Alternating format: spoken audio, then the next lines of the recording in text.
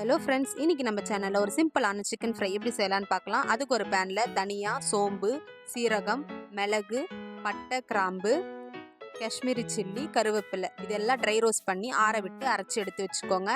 இப்போ ஒரு கடாயில் ஒரு 2 ஸ்பூன் எண்ணெய் விட்டு சூடானதும் சோம்பு, பச்சை மிளகா, கருவேப்பிலை, வெங்காயம் இதெல்லாம் சேர்த்து வதங்க விடுங்க. அடுத்ததாக இஞ்சி பூண்டு பேஸ்ட், அதோட பச்சை வாசனை போனதும் தக்காளி சேர்த்துக்கோங்க. தக்காளி நல்லா வெந்து வரணும். அடுத்ததாக சிக்கன் சேர்த்துக்கலாம். தண்ணி எதுவும் ஊற்றாதீங்க.